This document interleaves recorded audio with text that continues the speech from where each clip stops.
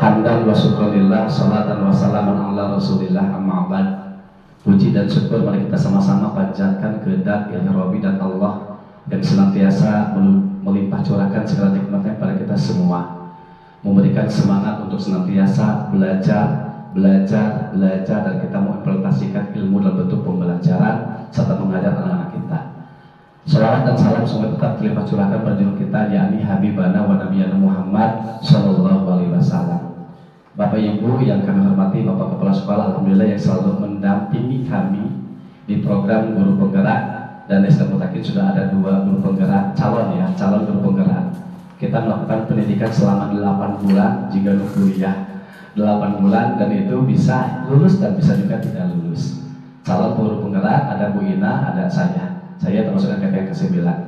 Kita insya Allah Bapak Kepala Sekolah selalu mau bersamai kami dan memberikan support luar biasa, motivasi, dan mudah-mudahan pada hari ini acara kita lancar. Kita awali dengan bacaan basmalah bersama-sama. Bismillahirrahmanirrahim. Untuk selanjutnya adalah motivasi ataupun sambutan dari Bapak Kepala Sekolah. Untuk itu kepada yang hormat Bapak tolong disilakan. Bismillahirrahmanirrahim. Assalamualaikum warahmatullahi wabarakatuh. Alhamdulillahilladzi hadana li hada wa ma kunna linahtadiya laula an hadanallah. Asyhadu an la ilaha illallah wahdahu la syarikalah wa asyhadu anna Muhammadan abduhu wa rasuluhu la nabiyya ba'da.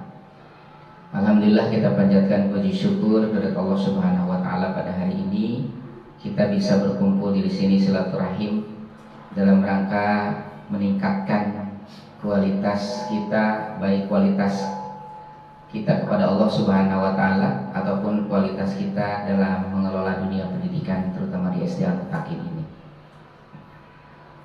Bapak-bapak, ibu-ibu yang saya banggakan, alhamdulillah hari ini kita bisa berkumpul, dan mudah-mudahan apa yang nanti disampaikan ini insya Allah sangat bermanfaat sekali bagi kelangsungan pendidikan di SD Al-Mutakin, terutama dalam pendidikan karakter atau budaya-budaya positif yang sudah kita bangun sejak dulu, tinggal kita mengembangkannya, atau tidak menutup kemungkinan barangkali dari Bapak dan Ibu guru ada masukan-masukan yang lebih baik untuk perkembangan budaya-budaya positif yang ada di SD Al-Mutakin ini, baik itu dalam hal kegiatan belajar mengajar ataupun dalam membangun karakter, dalam membangun tata krama atau adab yang ada di SD Al-Mutakin ini.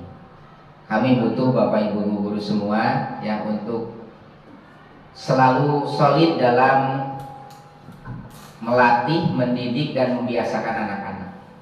Artinya kalau anak-anak dibiasakan selama 6 tahun di sini dengan budaya-budaya yang baik, dengan budaya-budaya yang positif, insya Allah mereka akan melekat. Apa yang kita didikkan kepada mereka, apa yang kita sampaikan kepada mereka, yang kita biasakan di SD ini, kalau semuanya sudah terbiasa dengan Bapak Ibu gurunya, insya Allah akan melekat terus. Karena ini banyak bukti, tapi tentunya harus teladan dari kita dulu.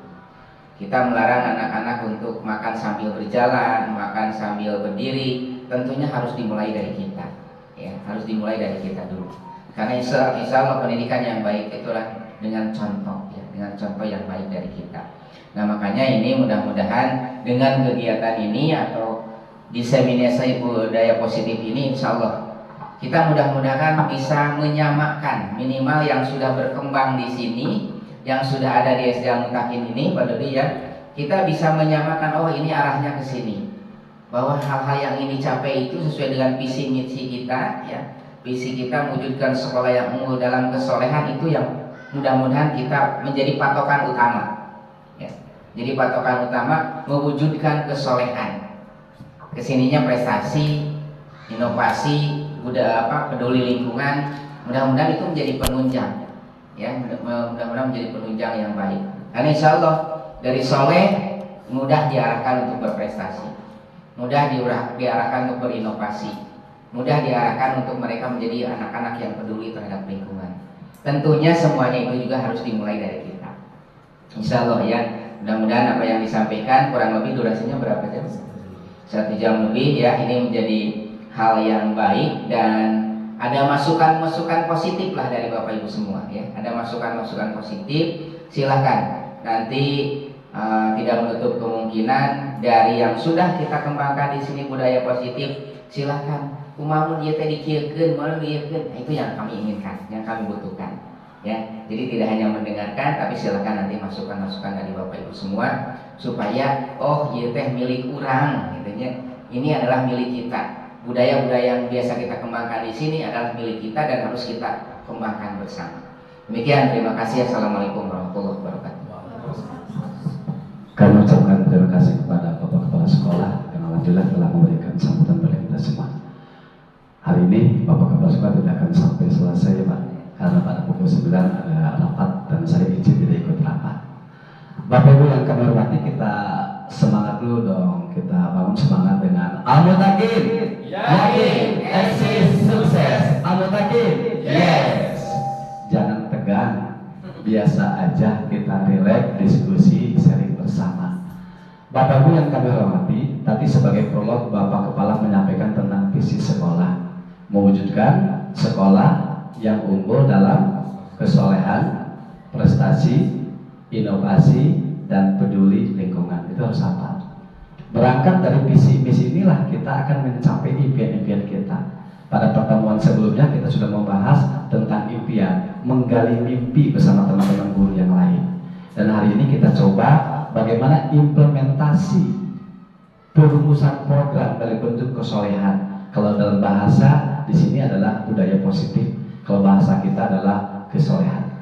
Bapak Ibu yang kami hormati, di sini ada kalimat budaya positif. Kita sharing aja barangkali apa pengertian dari budaya positif sebelum kita menggali lebih dalam lagi dan beberapa hal yang menunjang terhadap budaya positif. Silakan siapa yang mau berpendapat apa itu budaya positif.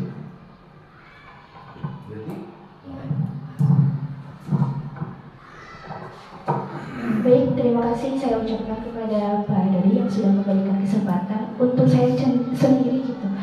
Memahami budaya positif itu sendiri adalah sesuatu hal pembiasaan dari kita untuk menstimulasi bagaimana perilaku siswa itu untuk memunculkan akhlakul karimah dan perilaku-perilaku yang dapat membangun hal-hal positif pada diri siswa itu sendiri. Mungkin itu yang dapat saya sampaikan. Wow, keren. Wow, keren. Asik. Itu adalah salah satu bentuk apresiasi Bapak Ibu. Kalau ada murid-murid yang menjawab, kasih reward, tidak usah dengan hadiah, dengan wow keren juga luar biasa. Itu kan buat Ibu Yerni. Barangkali ada dari bapak-bapak apa itu budaya positif perwakilan, silakan. Boleh Pak Jajan. Assalamualaikum warahmatullahi wabarakatuh. Untuk cerminan dari saya, budaya positif itu adalah hal-hal yang memang kebaikan-kebaikan atau tingkah laku anak yang positif seperti absus salam, kemudian sholat duha itu tetap dipertahankan. Mungkin itu saja Pak Dodi. Luar biasa. Wow, keren. Wow, keren. Asik. Luar biasa ya. Bapak Ibu semuanya pasti sudah tahu. Luar biasa, jawabannya betul. Budaya positif itu adalah nilai-nilai kebajikan yang kita yakini dan sebuah kebiasaan-kebiasaan menuju kesolehan.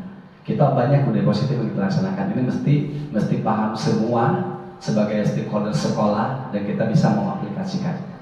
Bapak Ibu yang kami hormati, ya.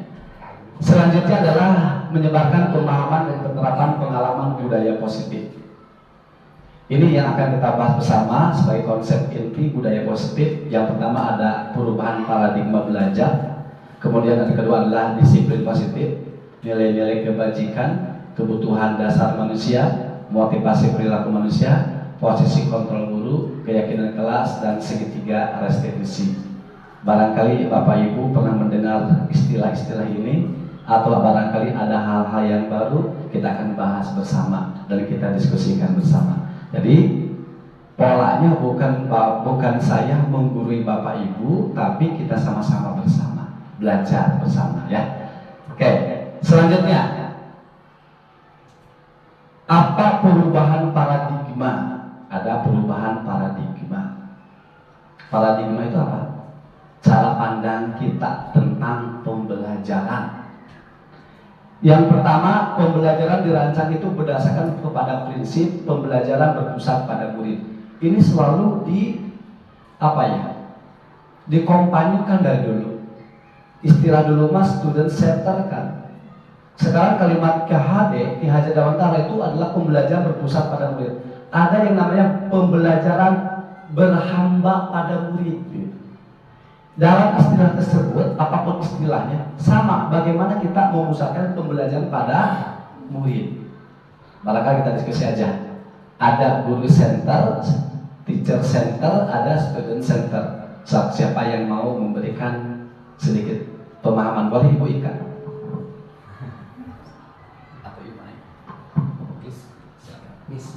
Oke, terima kasih Pak Dodi atas kesempatannya. Sepengetahuan saya bahwa yang dimaksud dengan teacher centered atau pembimbing yang berpusat pada guru, artinya guru di sini lebih berperan aktif dalam mengajar gitu. Sementara siswanya itu lebih cenderung diam gitu. Sementara student centered atau pembelajaran yang berpusat pada siswa itu justru kita mendorong memfasilitasi agar siswanya itu lebih aktif gitu. Oke, wow keren, wow keren, asik. Terima kasih. Betul apa yang disampaikan oleh Bu Aisyah, Bu Nur. Pembelajaran bahasa pada murid. Jadi ada yang namanya dulu itu teori tabula rasa itu. Teori tabula rasa itu anak terlahir bagaikan kertas kosong. Maka oleh pemikiran Ki Hajar Dewantara itu dibantah bahwa anak itu terlahir bukan bagaikan kertas kosong, tapi mempunyai kodrat-kodrat sendiri yang Allah berikan. Tapi masih sama. Artinya murid punya potensi yang berbeda ketika dilahirkan oleh Allah. Dilahirkan ke muka bumi, dilahirkan oleh orang tuanya maksudnya, diciptakan oleh Allah. Maka tugas kita sebagai guru adalah menebalkan dari tulisan tersebut. Maka guru adalah bukan menulisi tapi menuntun kodrat setiap anak yang berbeda, menebalkan tulisan-tulisan tersebut sehingga terjadilah pembelajaran yang berpusat pada murid. Nah, dari pembelajaran berpusat pada murid, maka ada yang namanya pembelajaran yang berdiferensiasi. Artinya pembelajaran yang berbeda, bagaimana seorang guru mengakomodir gaya belajar anak-anak yang berbeda. Ada apa aja teh gaya belajar anak teh? 1, visual. 2, auditory. 3, kinestetik. Dari tiga gaya pembelajaran anak-anak yang dibawa sejak lahir, itu kan mempunyai gaya pendekatan yang berbeda. Maka seorang guru mesti bisa mengakomodir, mendesain pembelajaran yang berorientasi kepada gaya pembelajaran tersebut. Itu adalah tentang pembelajaran berdiferensi. Kemudian merumuskan asesmen yang sesuai dengan kebutuhan peserta didik. Ada satu dalam diferensiasi, gak apa-apa kita masuk. Ada yang namanya diferensiasi konten, ada yang namanya diferensiasi proses, ada yang namanya diferensiasi produk. Nah, yang ketiga itu adalah bisa dimaksud dengan diferensiasi produk nantinya. Contoh misalnya, seorang guru menjelaskan tentang sifat-sifat air, maka produknya yang suka visual menggambarkan bagaimana sifat-sifat air. Air yang tenang saudara digambar begini. Kemudian jika baskom kayak baskom menggambar baskom. Anak yang suka dengan menulis, dia akan menuliskan, mendeskripsikan. Ada anak yang suka dengan kinestetik, dia akan mempraktikkan bagaimana, Pak ini loh, bukti bahwa udara itu ataupun air itu memiliki sifat-sifat seperti ini. Sehingga produk dalam setiap anak itu akan berbeda-beda. Kalau Pak Jajang ngajarin tentang wudhu, praktek wudhu memang jelas harus sama dengan prakteknya. Tapi ada hasil produk yang diinginkan di sana. Itu bisa berbeda-beda, tapi KD-nya sama. Itu yang dimaksud dengan merumuskan asesmen yang sesuai dengan kebutuhan peserta didik. Lanjut, Bapak Ibu yang kami hormati, kemudian apa itu tujuan pendidikan? Selamat dan bahagia menurut kandidat. Menuntun kekuatan kodrat yang ada pada anak agar mereka dapat mencapai keselamatan dan kebahagiaan yang setinggi-tingginya. Anak-anak nyaman di kelas, bahagia. Jangan sampai anak-anak kita masuk ke kelas takut dengan kita, merasa tidak nyaman, apalagi kamu takut udah sebut. Bagaimana kita mendesain pola pembelajaran yang anaknya nyaman dan bahagia, bahkan kangen sama bapak ibu. Aduh, Bu Ika kemana? Aku kangen. Pernah nggak anak-anak sampai begitu? Berarti ada sesuatu dari kita yang dirindukan oleh anak. Pak Jajan, gitu kan? Anak-anak senang bertemu dengan Pak Jajan. Jangan sampai kita nggak ada Pak Jajan, nggak mau. Berarti kan mesti refleksi diri, gitu kan? Nah, bagaimana kita menciptakan tadi? Kemudian yang diharapkan dengan selamat dan bahagia, sekarang dalam Kurma itu ada yang namanya istilah profil pelajar Pancasila. Udah tahu ya? Yang pertama adalah beriman, bertakwa kepada Tuhan Yang Maha Esa, berakhlak mulia, kemudian bisa mandiri ataupun kesana berkepentingan global, bergotong royong, kreatif, benar kritis, mandiri. Dari visi kita yang kita rumuskan bersama dengan teman-teman guru itu sudah berorientasi pada ini. Kita lihat. Beriman, bertakwa kepada Tuhan Yang Maha Esa. Ini dimensi ini orientasi kepada akhlak beragama, akhlak pribadi, akhlak kepada manusia, kepada alam, akhlak bernegara. Ini yang diharapkan. Visi kita adalah unggul dalam kesolehan. Soleh beragama, soleh pribadi, soleh kepada manusia, soleh kepada alam, dan soleh kepada akhlak bernegara. Ini adalah yang pertama, dimensi beriman, bertakwa kepada Tuhan Yang Maha Esa. Ini Pak Jajan yang digembar-gemborkan oleh pemerintah sekarang tentang profil pelajar Pancasila. Kita mesti memahami itu. Berikutnya adalah berkebinekaan global. Apa itu? Subnya adalah mengenal dan menghargai budaya, mengkomunikasi dan interaksi antar budaya, refleksi dan tanggung jawab terhadap pengalaman kebinekaan, berkeadilan sosial. Jadi menghargai perbedaan. Ini mesti ditanamkan kepada kita, pada anak-anak dari hal yang kecil aja. Di kelas saling menghargai, kalau salah minta maaf, kalau dibantu ucapkan terima kasih. Hal-hal yang kayak sedikit, kayak kecil, itu ada sesuatu yang besar. Itu membangun pola-pola ataupun karakter-karakter dari anak. Bapak Ibu yang kami hormati, selanjutnya adalah bergotong royong. Ini kolaborasi, kepedulian, berbagi yang akan kita bangun pada anak-anak kita. Harus kepedulian. Bahkan saya selalu menyampaikan pada anak-anak di kelas 2B, di kami sampai apa? Pak, peduli. Ya. Ingin menanamkan rasa peduli. Lihat sampah, peduli diambil. Lihat teman yang jatuh, peduli dibantuin. Punya makanan, peduli berbagi. Ini bagian daripada ini. Ada kolaborasi, kepedulian berbagi. Sampai bahasa kepedulian itu namanya peka. Pak Jajan mah terpeka lah, gitu kan. Harus peka dan Pak Jajan dalam hal apapun itu. Kemudian yang keempat adalah ini, mandiri, pemahaman diri dan situasi yang dihadapi, regulasi diri. Ini mesti ditanamkan anak-anak kita, apalagi ya. Belajar hal yang kecil, nyiapin buku-buku sendiri. Kelas 1, Bu Nadia nuntun merangkali ke Jamban dalam rangka pemantauan, tapi ada satu penanaman kemandirian. Sok belajar. Ayah diantar ku ibu. Kalau kan dilepas sebelah petiknya, diantar dulu, dilihatin, ditanamkan kemandirian secara bertahap. Kemudian yang terakhir adalah ada 5 ya, ada 6. Bernalar kritis, memproses informasi dan gagasan, menganalisa, kemudian mengevaluasi dan penalaran, merefleksi dan mengevaluasi pemikiran sendiri.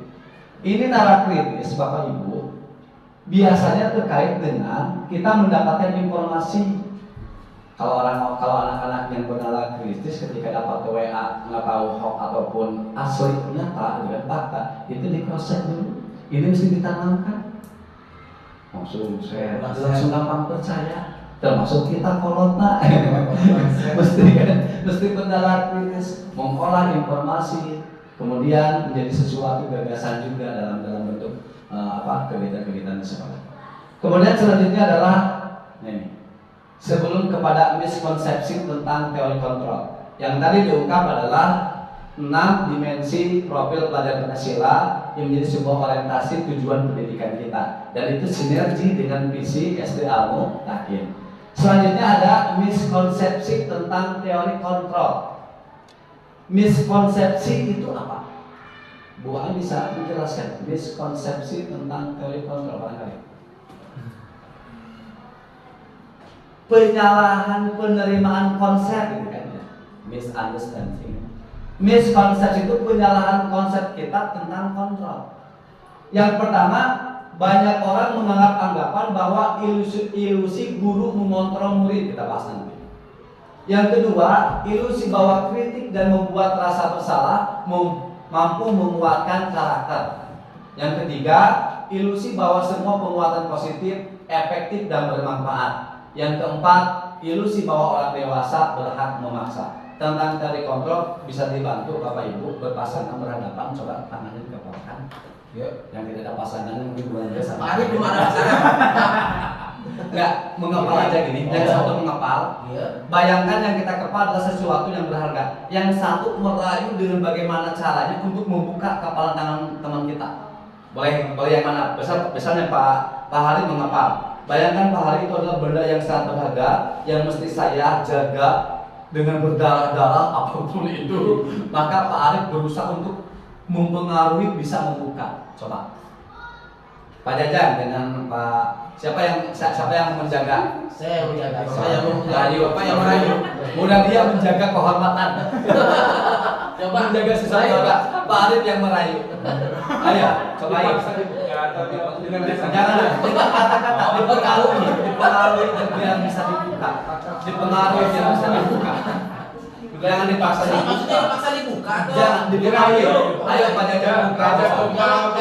Dengan kata-kata coba. Bisa dibuka nggak? Ini lagi yang benar. Boleh jadi Pak Arif bisa buka nggak? Cobain satu kata aja untuk membuktikan. Coba. Bu Ika cobain dengan Bu Ai. Baik.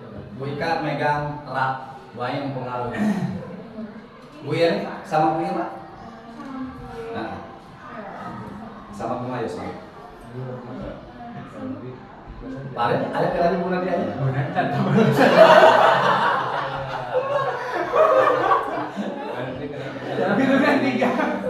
Ya, sudah ada pada titik kesimpulan. Coba dari kejadian tersebut tentang teori kontrol, barangkali siapa yang mau berasumsi berpendapat.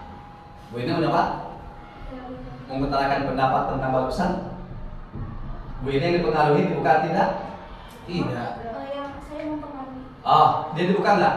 Enggak. Tapi yang mempengaruhi. Dibuka enggak? Enggak. Hampir semua tidak dibuka. Enggak. Ada yang mau berpendapat? Kemana arah tujuan ini? Ternyata kontrol itu dikendalikan oleh pribadi. Kita nggak bisa membuat kontrol, termasuk anak-anak. Kita berusaha untuk mengendalikan anak-anak nggak bisa dikendalikan. Tapi ketika anak mau dikendalikan, itu bukan berarti anak mau dikontrol, tapi anak membuka dirinya untuk dikontrol. Kata Bu Nadia, bolehlah aku dikontrol sama Pak Arif. Akhirnya dia buka, karena ada izin. Pada konsep itu tidak bisa. Nah, kita coba lihat pembahasannya. Yang pertama, ilusi guru mengontrol murid. Pada dasarnya kita tidak dapat memaksa murid untuk berbuat sesuatu. Jika murid tersebut memilih untuk tidak melakukannya, walaupun tampaknya kita sedang mengontrol perilaku murid tersebut, hal ini karena murid tersebut sedang mengizinkan dirinya dikontrol. Jadi ulah maksa kamu lakukan. Kamu tapi bagaimana kita bisa membangun kesadaran yang namanya unsur intrinsik dan dalam dirinya gitu. Dengan mempengaruhi, ayo sholat begitu, sholat digugusur gitu kan, apalagi seperti itu. Nah itu yang pemahaman yang diluruskan oleh Dr. William Glasser dalam konteks teorinya untuk meluruskan miskonsepsi yang tersebut. Yang berikutnya adalah ilusi bahwa semua penguatan positif, efektif dan bermanfaat. Ternyata menurut Dr. William, penguatan positif atau bujukan adalah bentuk-bentuk kontrol. Betul, tadi sudah membujuk.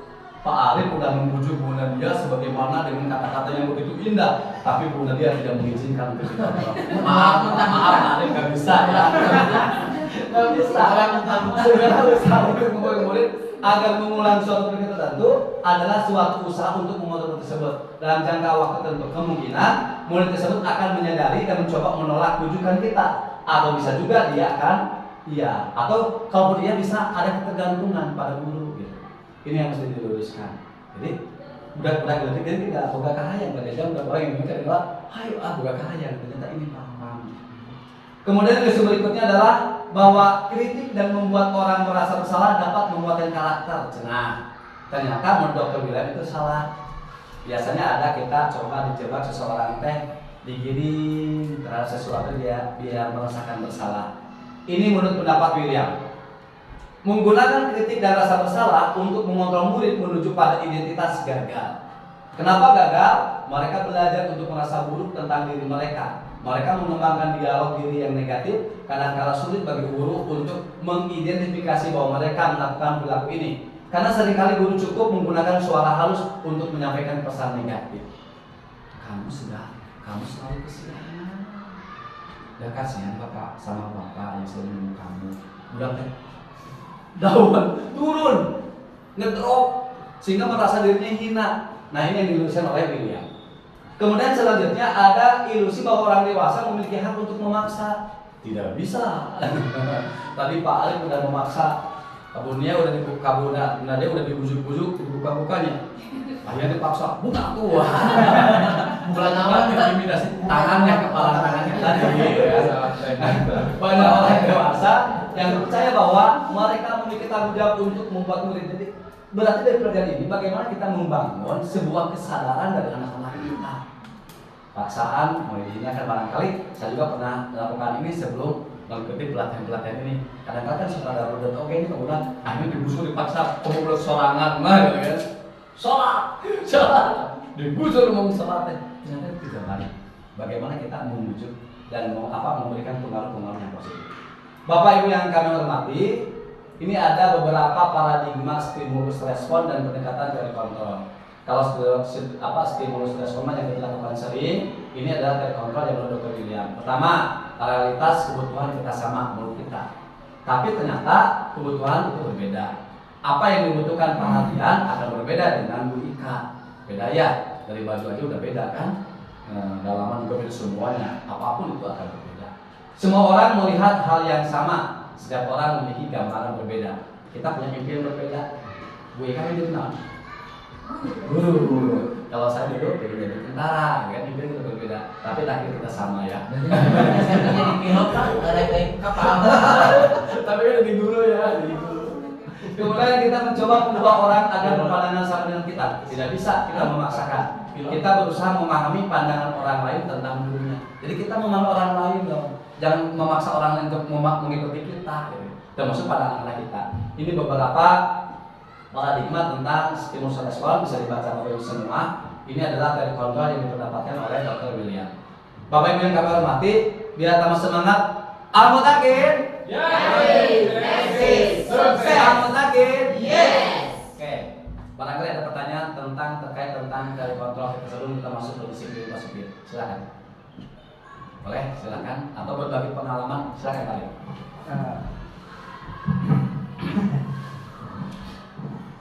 Ya, student apa? Teacher center. Assalamualaikum warahmatullahi wabarakatuh. Waalaikumsalam.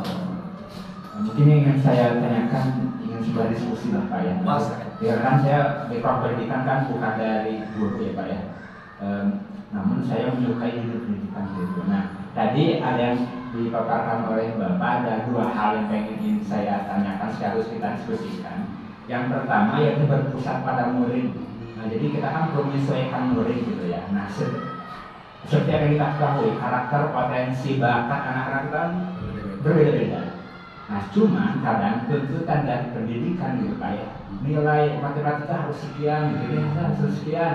Sedangkan anak tersebut contoh punya potensi, punya bakat di bidang bahasa contohnya. Nah, apakah kita harus mengembangkan bakat tersebut atau menyesuaikan standar pendidikan? Nah, itu yang pertama. Yang kedua, Catat, nanti yang jawab ibu-ibu. yang kedua, Bukan dia yang jawab. ini tentang kritik merasa bersalah dan kritik dan merasa bersalah di anak-anak. Cuman yang pengen saya tangkap, dulu juga saya memakai metode ini Pak sebenarnya di suatu pendidikan. Cuman saya memakai anak itu supaya bermuhasabah. Jadi dia mengakui kesalahannya apa, lalu kita mengajak untuk memperbaiki. Nah, kira-kira metode tersebut bisa digunakan atau tidak seperti itu Pak? Siap. Terima kasih. Oke. Wow, keren. Wow, keren. Asik. Ada dua pertanyaan yang sebenarnya tugas ibu untuk menjawab. Dan saya yang menjawab. Kita diskusi. Pertanyaan pertama tentang pemahaman pembelajaran berpusat pada murid. Siapa yang mau menjelaskan? Bu Ika, Bu Ai, Bu Irni, Bu Maya, Bu Nadia.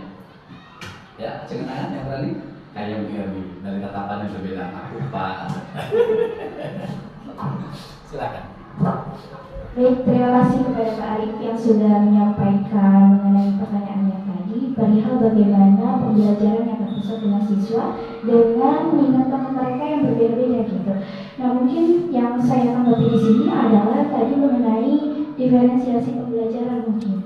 Karena memang di sini kita tidak hanya membangun siswa untuk mencapai hasil pembelajaran yang sesuai dengan tujuan pembelajarannya.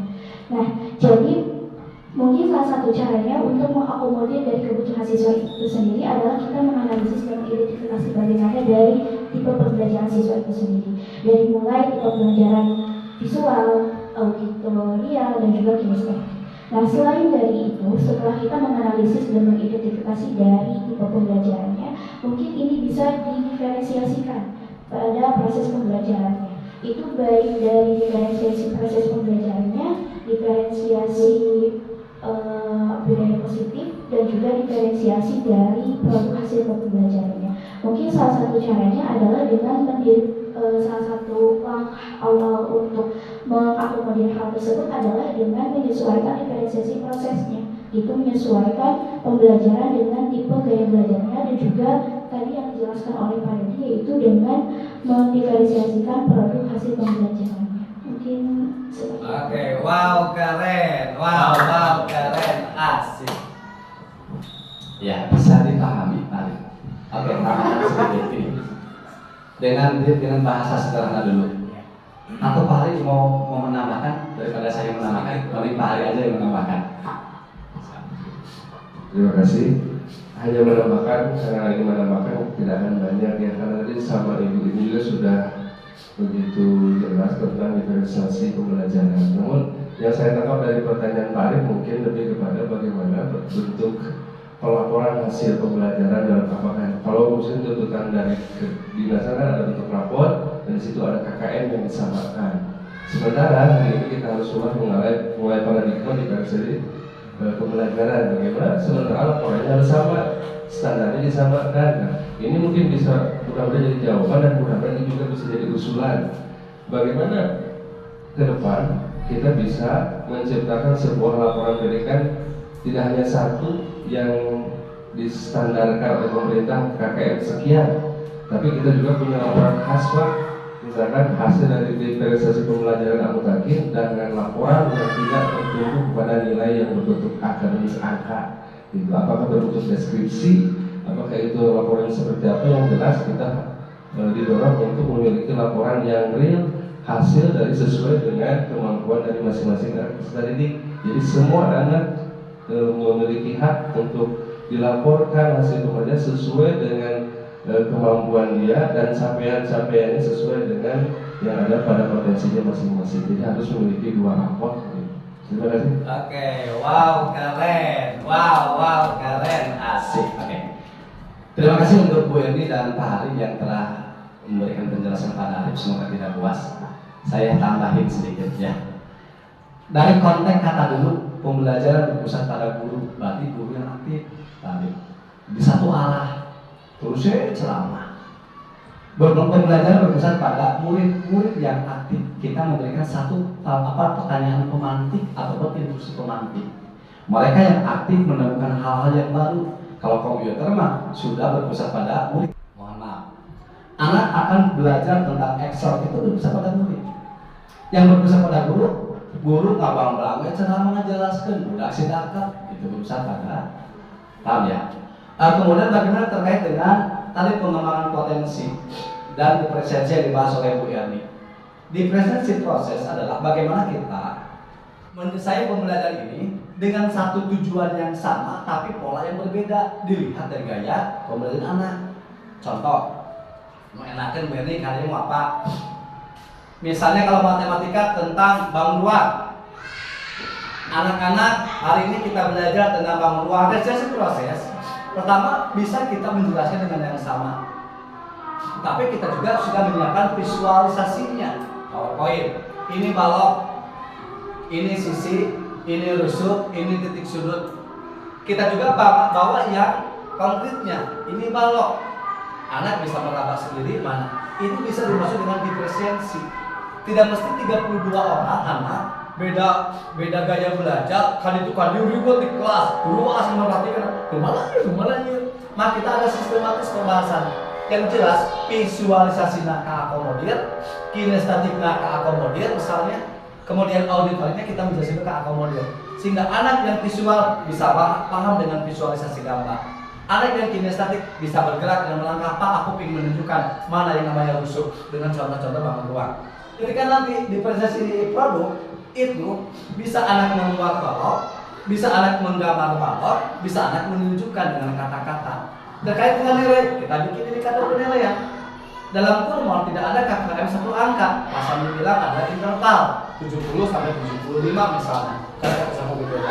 Yang dibahas di sini adalah bagaimana seorang guru mengolah pembelajaran yang berpusat pada murid. Bagaimana mengaktifkan anak-anak untuk belajar. Bisa tutorial teman sebaya, Jajang ke ngabing budak anu cara ngerti, teman yang udah ngerti itu diperdayakan. Anak-anak kamu udah paham hebat luar biasa dari asisten Pak Guru. Sekarang teman-teman kalian, sok itu namanya sama diferensiasi pembelajaran dalam proses. Paham ya? Kemudian yang kedua tentang tadi teh sudah dijawab ya. Dan berarti yang metode kritik dan merasa bersalah. Oh iya. Metode kritik merasa bersalah nanti Pak Arif ada di pembahasan berikutnya tentang restitusi, dibahas nanti aja ya. Karena itu terkait dengan restitusi. Baik Bapak Ibu yang kami hormati, ini adalah disiplin positif. Disiplin itu berasal dari kata disiplina yang artinya belajar. Disiplin mengacu pada disiplin yang memiliki tanggung jawab terhadap apa yang dilakukan berdasarkan nilai-nilai yang diyakini. Nah inilah ya. Jadi bagaimana kita membangun disiplin positif adalah membangun pembiasaan-pembiasaan yang positif dalam tanda konteks, tanda petik di kita adalah pembiasaan-pembiasaan kesolehan, tapi itu terjadi dari unsur apa? Unsur intrinsik dari diri sendiri, bukan karena hukuman, bukan karena reward.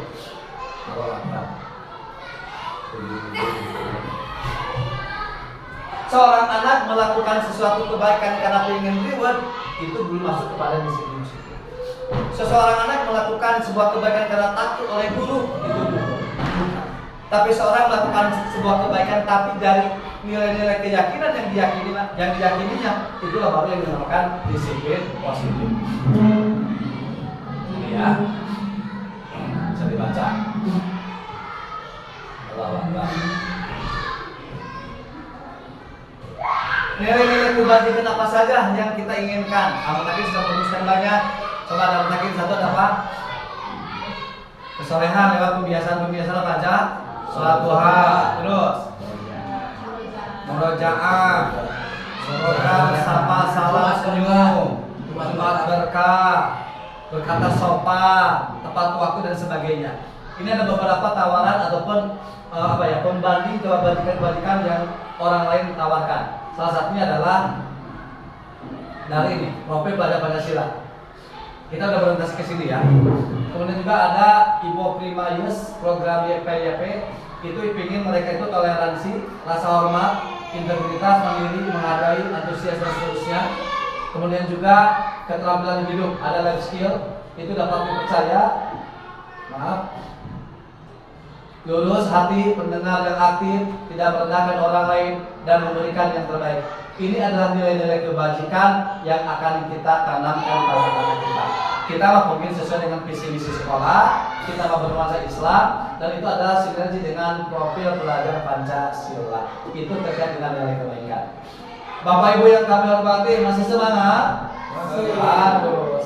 Pak Gubernur masih bersih. Allahu Akbar. Ada 5, Dr. William Glasser mengatakan ada 5 kebutuhan dasar manusia yang mesti di Cetsunamadu Cumponi. Kadangkala manusia melakukan sesuatu tindakan ketidakdisiplinan karena yang 5 ini tidak terpenuhi. Yang pertama, kita lihat bertahan hidup atau survival. Makanan, pakaian, tempat tinggal, keamanan, kesehatan. Ini sesuatu yang dibutuhkan oleh kita sebagai manusia. orang lain melakukan kejahatan, mencuri karena dia butuh makanan, pakaian, tempat tinggal, keamanan dan kesehatan. Kemudian berikutnya adalah kasih sayang, rasa diterima, dipedulikan, berbagi, kerjasama, menjadi bagian dalam kelompok. Bapak Ibu, dari 5 ini bisa dijadikan kita sebagai alat untuk mendiagnosa anak-anak kita di kelas. Mau disebutkan namanya, kasus di kelas 2B, ada seorang anak. Saya diagnosa, biar nih, kenapa anaknya seperti ini? Seperti itu apa? Pasti tahu lah, nanti nggak usah sebutin namanya. Ya, Keluar, kelas, tetunggul, kabatur, ya kan? Berkata kasar. Saya coba diagnosa dari 5 kebutuhan ini. Ternyata menurut asumsi saya pertama adalah ini yang hilang. kurang kasih sayang. Rasa diterima oleh teman-teman. Saya cross check di kelas 1, ternyata memang sering menyendiri. Saya telepon ibunya, ternyata memang orang tuanya sibuk. Oh, berarti inilah. Coba saya pola dengan teman-teman anak-anak. Anak-anak, si A adalah teman kita ketika tidak masuk. Kita punya kewajiban untuk menerima. Nah, sok baturan cek sudah ada. Temenin kalau dia main. Siapa? Besoknya ada. Langsung disambut.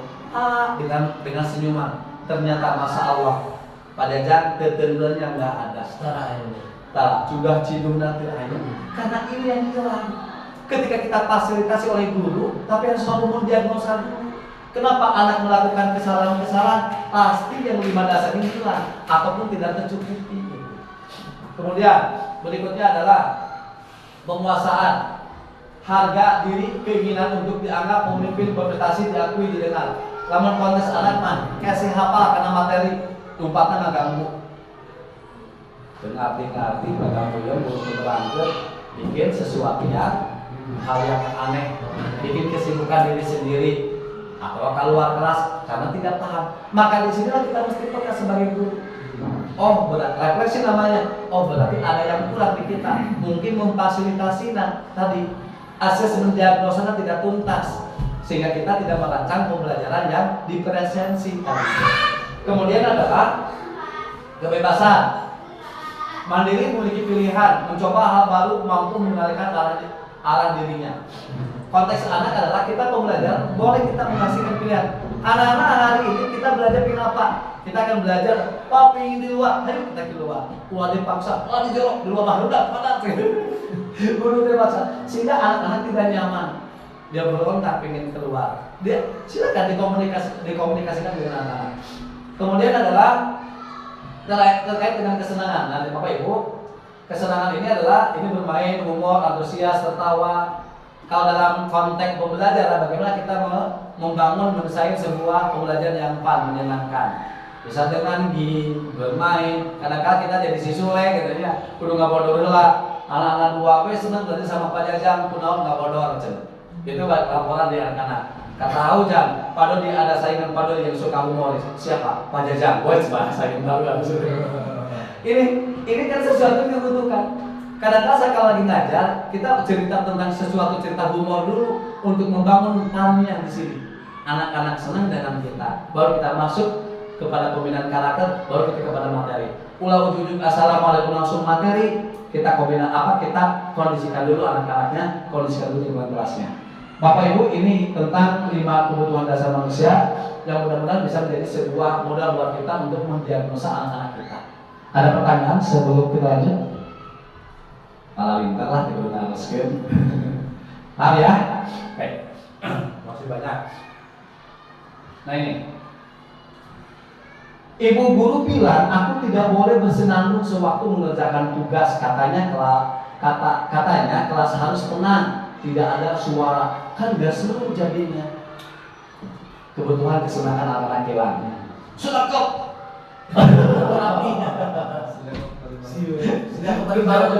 Anak-anak tidak merdeka dalam belajar.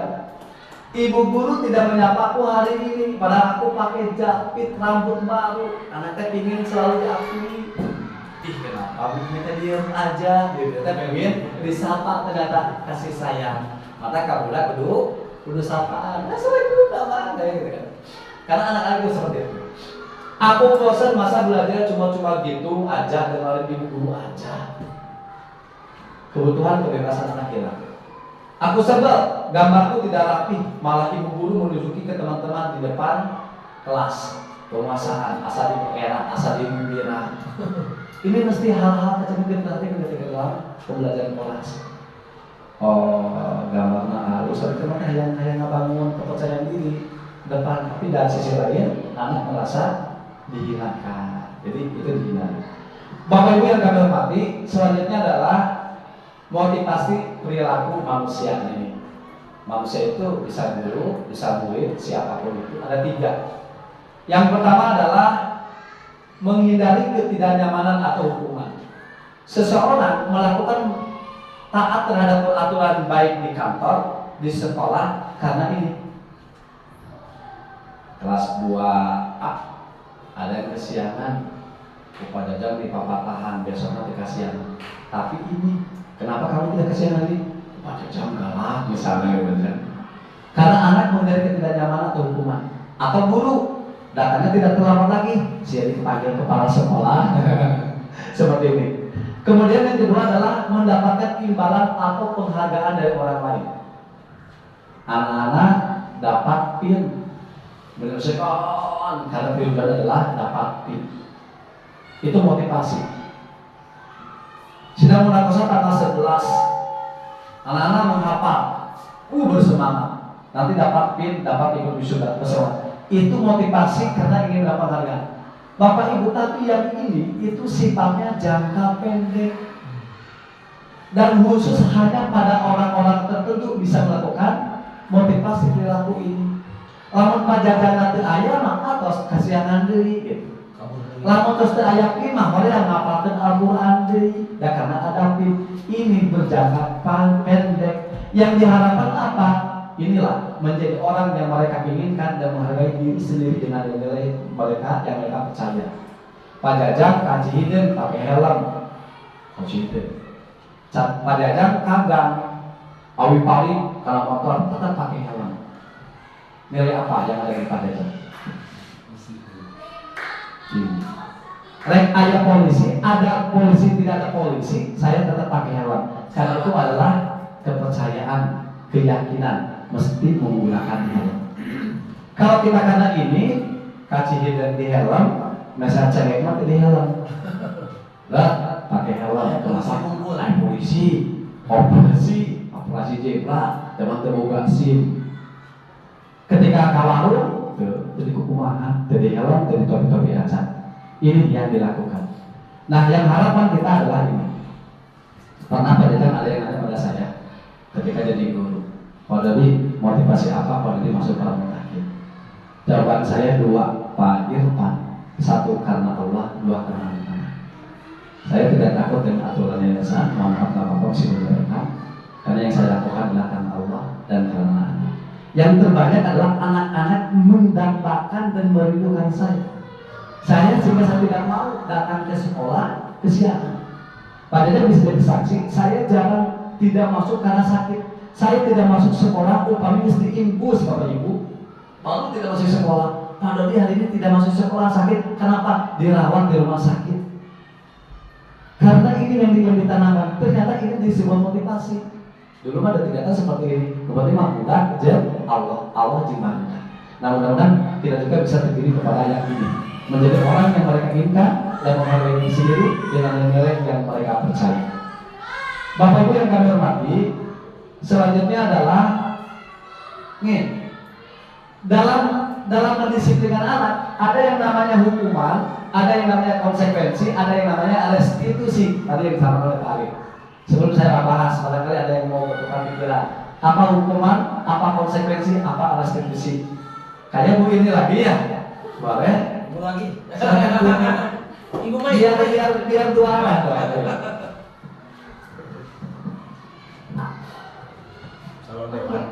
Baik, terima kasih kepada atas kesempatan yang diberikan kepada saya. Mungkin di sini apa yang saya pahami mungkin ya mengenai hukuman. Hukuman adalah sesuatu hal yang harus disepakati untuk memberikan adanya konsekuensi itu sendiri terhadap siswa. Nah, sedangkan konsekuensi adalah sesuatu hal yang didapatkan oleh siswa ketika melanggar suatu aku hanya mulai ditetapkan hukuman karena melanggar hal tersebut mendatangkan konsekuensi. Dan untuk restitusi sendiri adalah di sini saya belum banyak memahami mengenai hak itu, jadi saya juga ingin mengakui dari hati daripada Terima kasih. Pintar banget ya. Terima kasih. Para ada yang mau menambahkan? Bapak Ibu. Oke, boleh. Mari.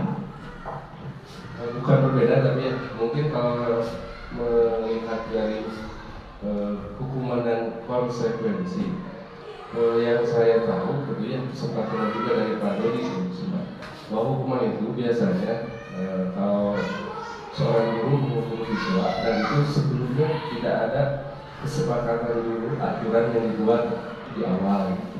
Nah kalau konsekuensi berbeda karena memang di awal misalkan itu sudah ada kesepakatan yang kita buat di kelas itu apa namanya? Kesepakatan bersama, kesepakatan kelas, disepakati oleh guru dan siswa dan teman-teman yang lainnya. Dan ketika ada salah satu yang melanggar dari yang sudah disepakati maka ada konsekuensi.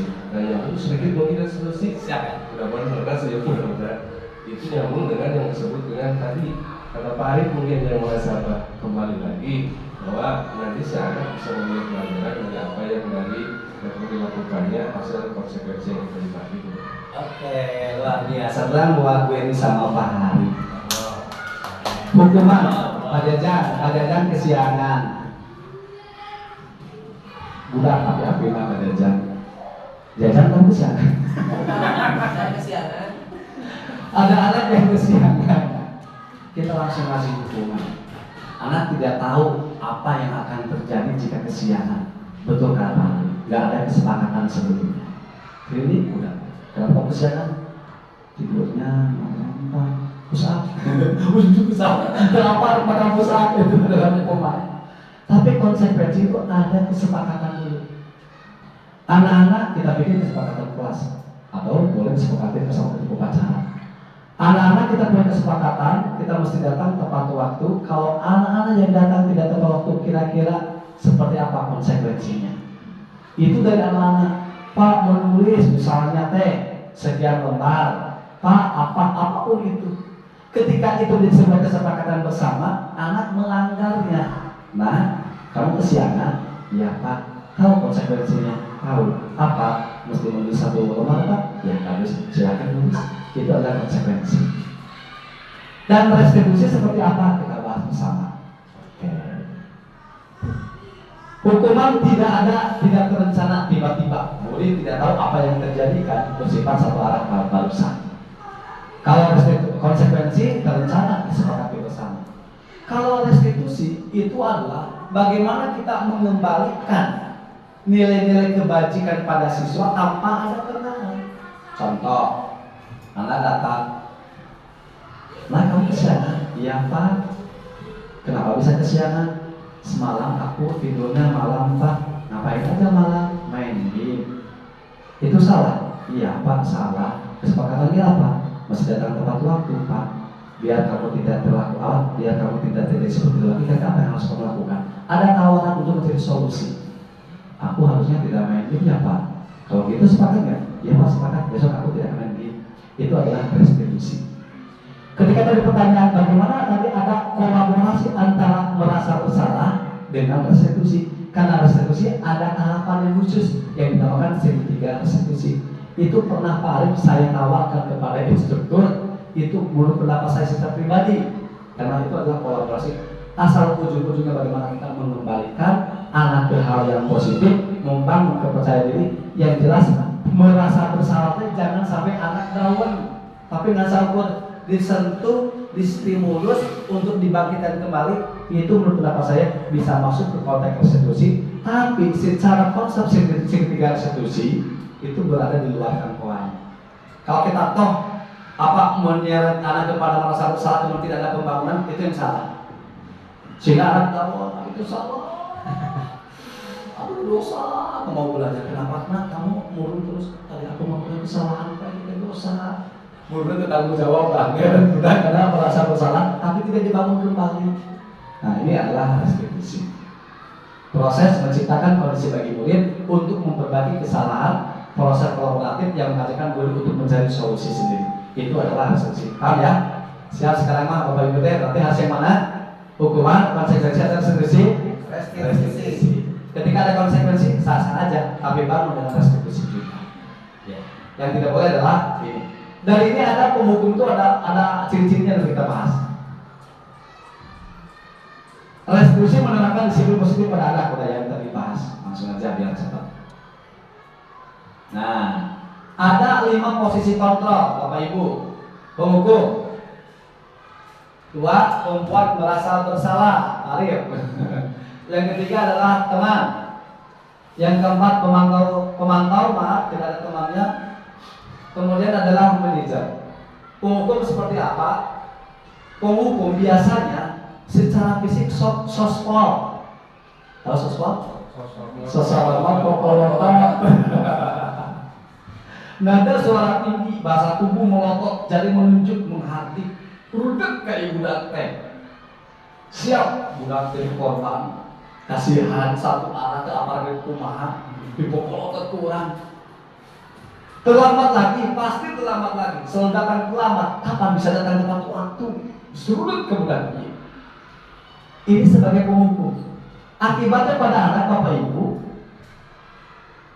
Sekarang sebelum tanya pada diri kita sebagai anak, ini akibatnya. Kemungkinan murid marah dan mendendam atau bersifat agresif. Bisa jadi sesudah kembali duduk murid tersebut akan mencoret-coret bukunya, stres budak teh. Maka kayak kasus gitu, mobil guru dicoret-coret, kayak guru ada di ketepel. Karena mungkin kita anak sendiri hindari ini penghukuman disudut ke budak teh ngarokok wae, tapi ada caranya. Yang kedua adalah membuat merasa bersalah. Iya, biasa nadanya memelas, bahasa yang dikeluarkan adalah ini. Adi, kamu ini bagaimana ya? Kamu sudah berjanji dengan ibu tidak akan terlambat lagi. Kamu kenapa ya senang sekali mengecewakan ibu? Ibu benar-benar kecewa sekali. Cuma kata-kata menunjukkan supaya anak merasa bersalah. Tidak beda dengan tadi Pak Arif ya, ada restitusi. Ini bagaimana jika perasaan Bapak Ibu sebagai murid terus seperti itu? Ini hasilnya. Murid akan merasa bersalah telah mengecewakan ibu atau bapak gurunya. Murid akan merasa menjadi orang yang gagal dan tidak sanggup membahagiakan orang lain. Kadang-kala sikap seperti ini lebih berbahaya dari sikap penghukum. Dihukum maka sekali dia gimana lu dendam?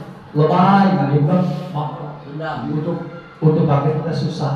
Karena emosi akan tertanam rapat di dalam murid menahan perasaan. Tidak seperti murid dalam dengan guru penghukum, di mana murid bisa melupakan amarahnya, ia lebih membatin. Ini bahaya, ini juga mesti dihindari. Kalau cuma menunjukkan murid kita pada bersalah. Yang ketiga adalah teman. Teman boleh nggak? Boleh. Tadinya kesan ya. Ada suara lama akrab bercanda. Boy, kenapa kesiangan ya? Ayo bersama dengan kesiangan, malam bapak balap. Jadi nada-nada teman. Membangun, ini boleh. Larang jelaka. Adi, ayolah bagaimana sih kamu? Kamu sudah jadi ke bapak bukan? Kenapa terlambat lagi? Misalnya sambil tertawa ringan. Ya sudah, tidak apa-apa. Duduk di sana, nanti Pak Guru bantu. Kamu ini saya senyum-senyum. Nyaman ke anaknya juga. Hasilnya tadi, murid akan merasa senang dan akrab dengan guru. Ini termasuk dampak yang positif. Hanya saja diisi negatif, murid menjadi tergantung pada guru tersebut. Bila ada masalah, dia merasa bisa mengandalkan guru tersebut untuk membantunya. Akibat lain dari posisi teman, adik hanya akan berbuat sesuatu bila yang menyuruh adalah guru tersebut. Abi mah dulu kita pajajan buku, nggak cengeng lagi pajajan, di Pak Ipan Ini bahaya yang dibangunnya. Tapi ini boleh-boleh ada kalau semuanya guru seperti ini. Kolaborasi aja, nggak apa-apa. Karena kita berteman dengan anak-anak, tutor juga. Kemudian pemantau. Nah, pemantau adalah yang selalu memantau kesalahan berbasis data. Paling karena data-data Excel. Ini berhubungan, betul kan? Ini berhubungan dengan konsekuensi Bapak Ibu. Nih, ada suara datar, bahasa tubuh yang normal. Contoh, Adik, tahukah kamu jam berapa kita mulai? Tahu Pak. Kamu terlambat 15 menit. Apakah kamu sudah mengerti konsekuensi yang harus dilakukan bila terlambat? Ada konsekuensi. Ini adalah kontrol pemantau. Paham Pak, saya harus tinggal kelas pada jam istirahat, nanti yang mengerjakan tugas ketinggalan saya. Ya benar, nanti pada saat jam istirahat, kamu harus tinggal di kelas untuk menyelesaikan tugas yang ketinggalan tadi. Saya tunggu. Bagaimana perasaannya? Ini hasilnya. Mulai memahami konsekuensi yang harus dijalankan karena telah melanggar salah satu peraturan sekolah. Guru tidak menunjukkan suatu emosi yang berlebihan, menjadi marah atau membuat merasa bersalah. Mulai tetap dibuat tidak nyaman, yaitu dengan harus tinggal di kelas pada waktu yang istirahat. Tapi kan konsekuensi. Kadang-kadang supaya kita ya di posisi seperti ini. Nah, yang terakhir ini Pak Adit, manajer itu menggunakan langkah restitusi. Nada suara halus, bahasa tubuh tidak kaku, mendekat ke murid. Contoh, Pak Hari jadi guru. Tadi, apakah kamu mengetahui jam berapa? Mulai? Jam. Tahu Pak, jam 7. Ya, saya tahu Pak. Coba lagi. Pak Guru, Pak Hari, Adi, Pak Jajan. Ya, tapi Pak Guru. Guru. Ya. Adi, apakah kamu mengetahui jam berapa sebelum dimulai? Tahu Pak, jam 7. Ya, jadi kamu terlambat. Kira-kira bagaimana kamu akan melakukan tugas hari ini? Saya bisa menanyakan teman saya Pak untuk mengejar tugas yang tertinggal. Baik, itu bisa dilakukan. Apakah besok ada masalah untuk kamu agar bisa hadir tepat waktu sekolah? Tidak Pak, saya bisa hadir tepat waktu. Baik, saya ambil kamu untuk memperbaiki. Oke, terima kasih dengan Bapak Jajan dan Pak Hari menjelaskan masalah ini budaya. Budaya apa tidak yang Ya, jangan dong biar kita semua ikutan. Coba dari kejadian ini kira-kira hal positif seperti apa? Langkah-langkah apa yang udah bagus atau gimana coba? Baik, terima kasih Pak sudah memberikan saya untuk menjelaskan dari posisi kontrol guru di manajer. Menurut saya ini ada sisi positifnya dan juga ada sisi negatifnya. Dari sisi positifnya mungkin guru bisa memberikan penjelasan bahwa dari setiap perlakuan itu pasti ada konsekuensinya. Terus juga di sini guru juga memberitahu bahwa tidak boleh melanggar peraturan, harus mentaati peraturan, sehingga anak juga mengerti apa kesalahannya dari penjelasan yang guru jelaskan dan menjelaskan masalah dan menanyakan kenapa telat datang untuk ke sekolah. Sisi negatifnya apa tadi?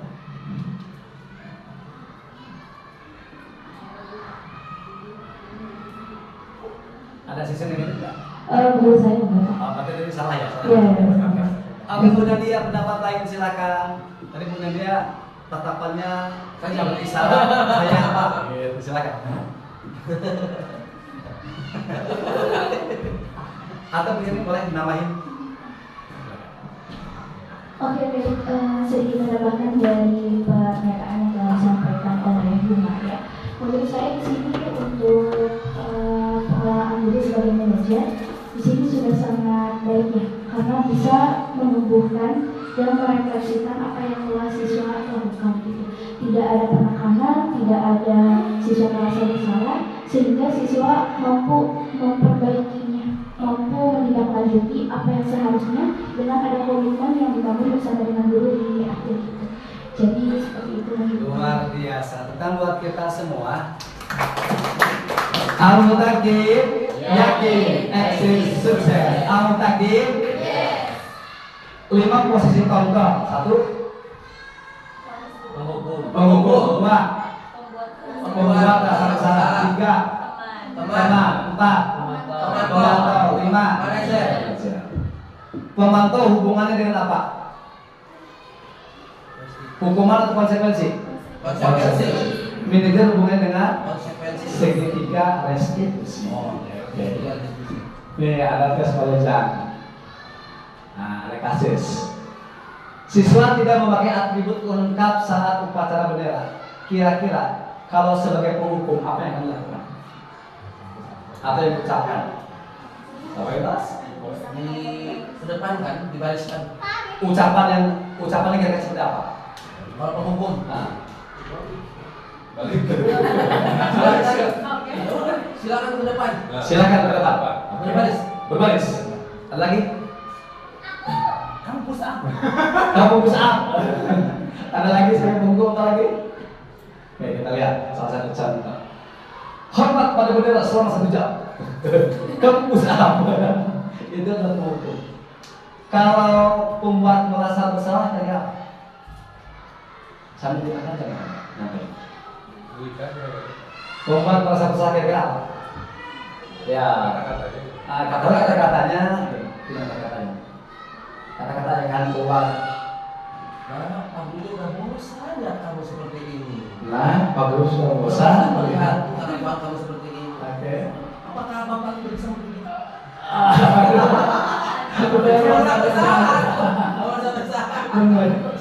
Berapa kali Bapak Ibu harus memberitahu kamu, kamu selalu saja menjauhkan Bapak Ibu. Itu kalau nyangka Bapak, Selanjutnya, teman. Ya. Kira-kira kata-kata yang keluar gimana? Kalau kesalahan ini siswa tidak memakai atribut lengkap dan perkara berbeda, kita posisi kontrolnya adalah sebagai teman. Kira-kira apa? Ayo dong. Ini sanggup Bapak.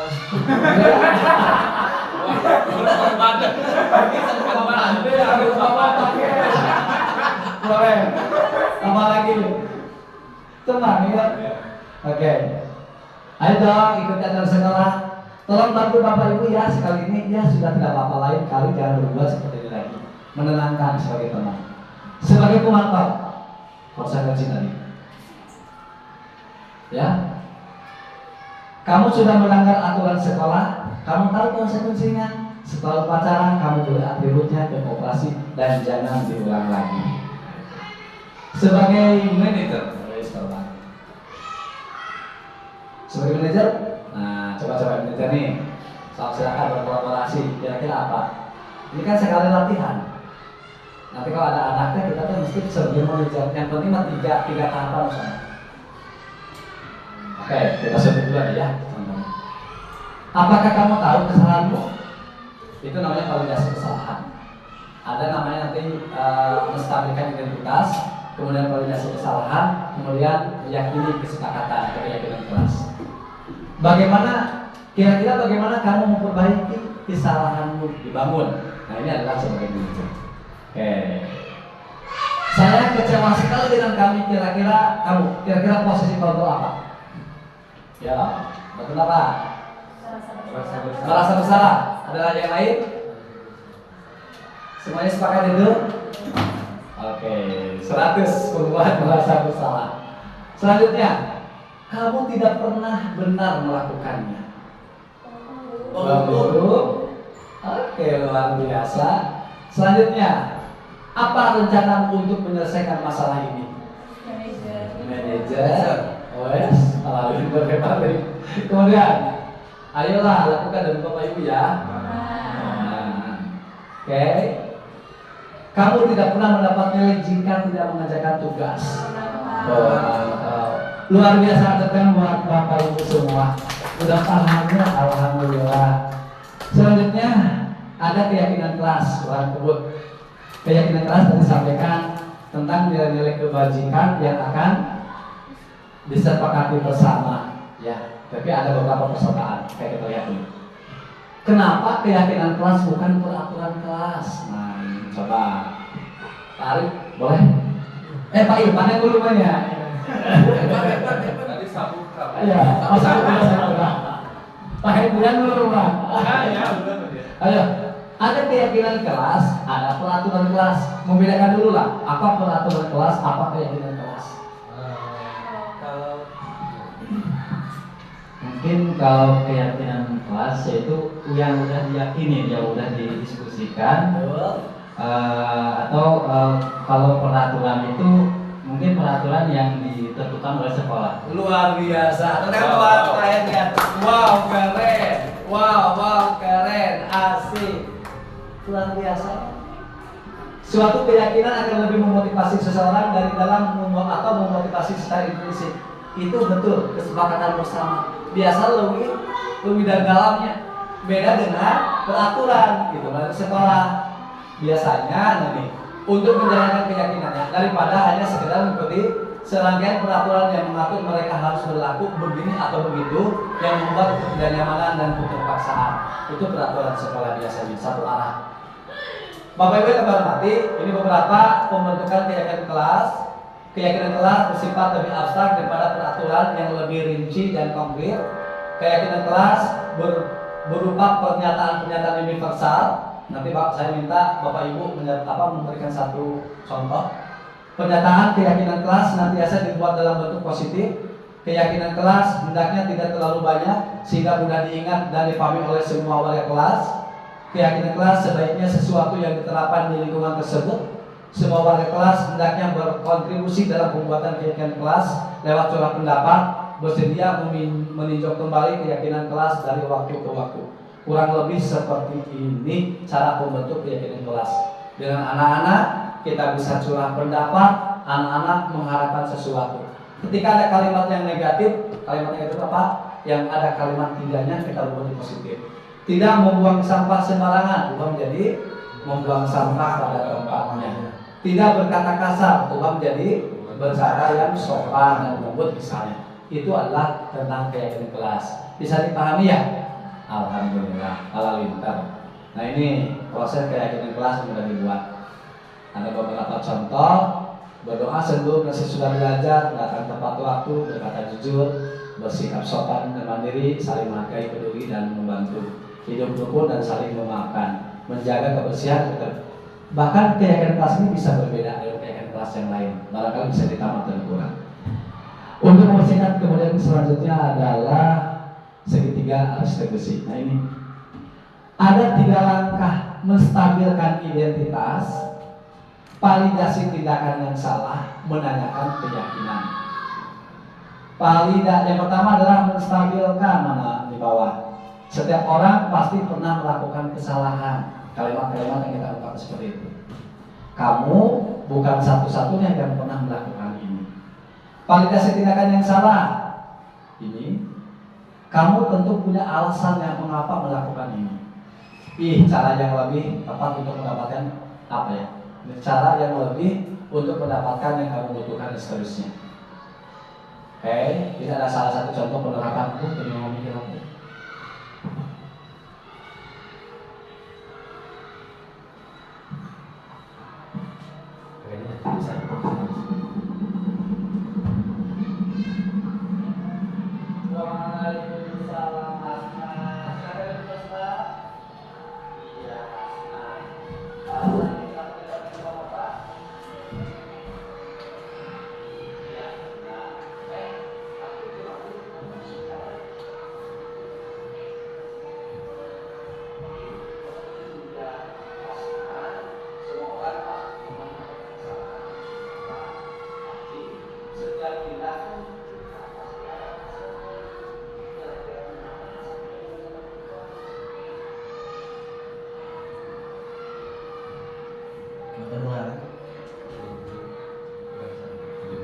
Settingan ya? Kalau masih ingat ya, kalau masih ingat, kira-kira yang kamu lakukan itu sudah sesuai dengan keyakinan kelas kamu. Keyakinan kelas yang mana coba? Nah, ternyata kamu tahu. Lalu, apakah kamu punya solusi untuk masalah ini?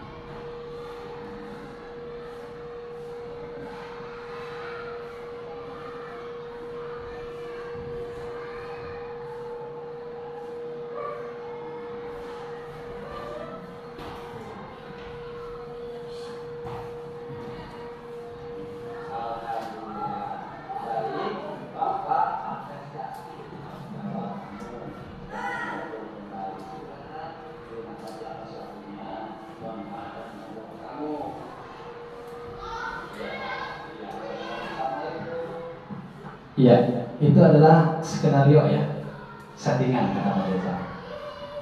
Coba mengimplementasikan segitiga ekspresi dan satu kasus. Hasna, kasusnya apa? Mudah-mudahan kedengaran tadi. Tidak mengerjakan tugas.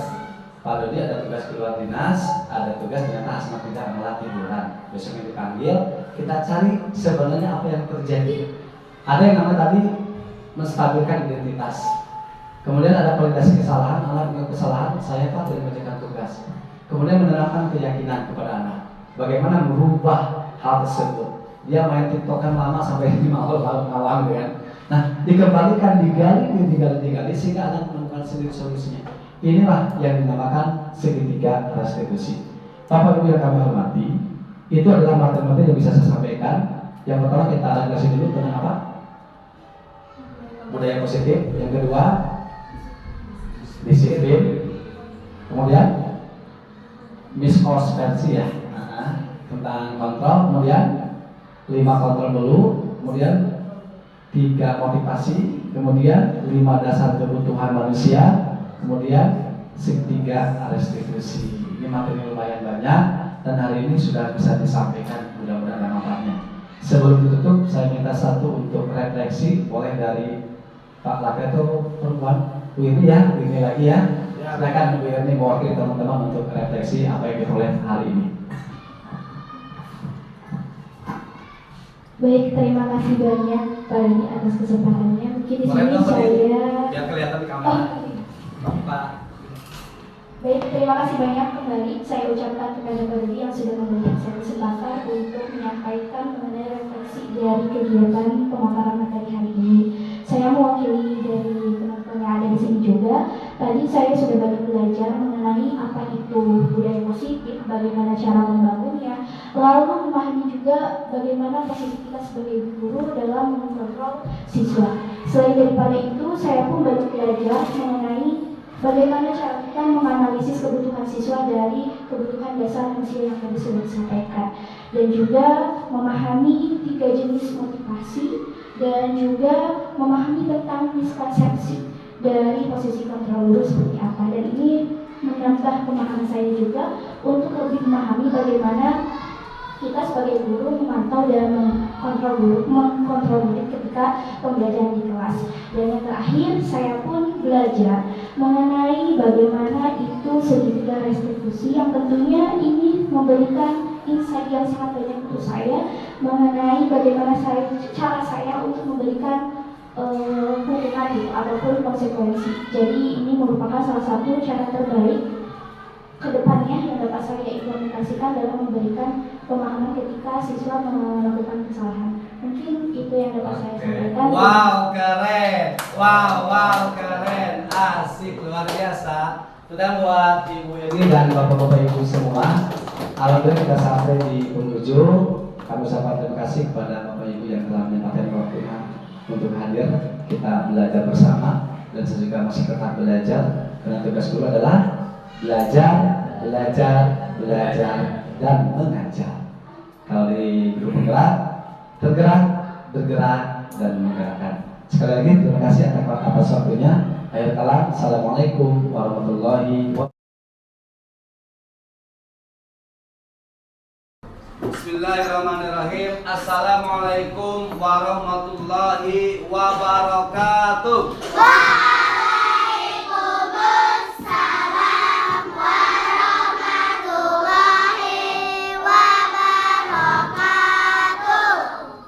Kabarnya hari ini? Alhamdulillah, luar biasa.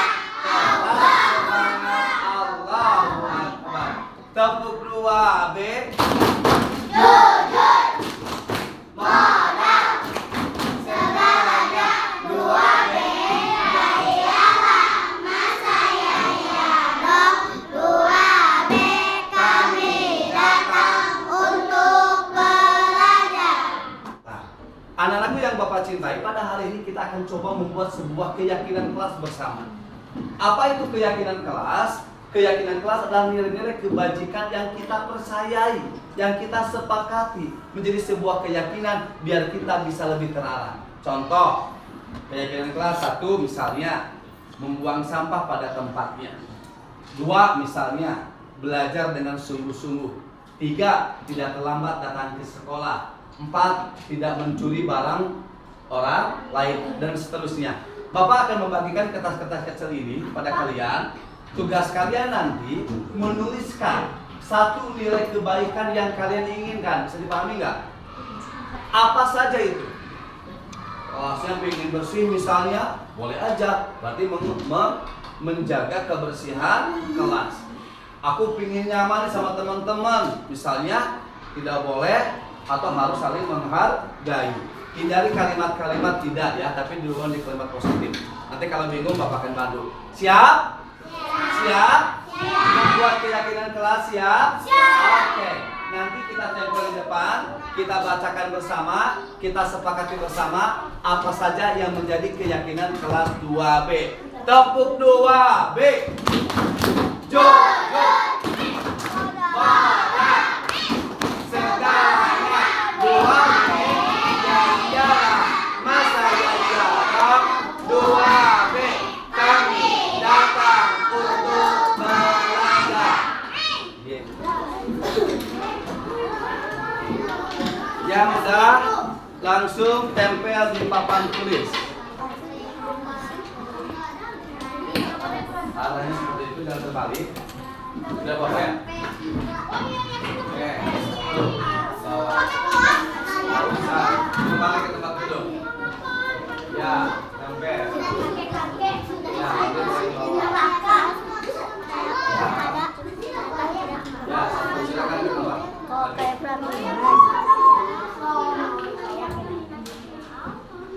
Alhamdulillah, hari ini kita telah menyelesaikan merumuskan bersama tentang beberapa nilai-nilai kebaikan yang dijadikan sebuah keyakinan kelas. Yang pertama, yang pertama kita lihat dulu.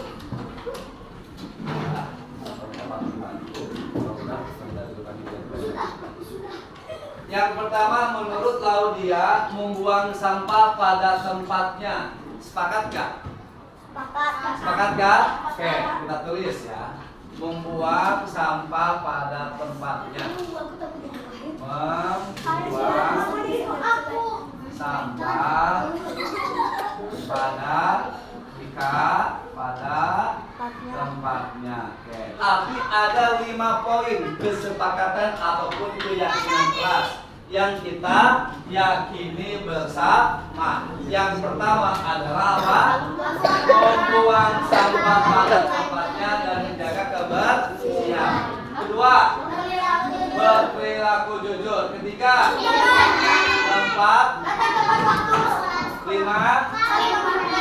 Alhamdulillah. Siap melaksanakan ini? Kenapa ini mesti ada? Ini penting tidak? Kenapa penting? Biar kita menjadi orang-orang yang baik. Alhamdulillah. Hari ini selesai, kita merumuskan keyakinan bersama. Sekian, assalamualaikum warahmatullahi wabarakatuh.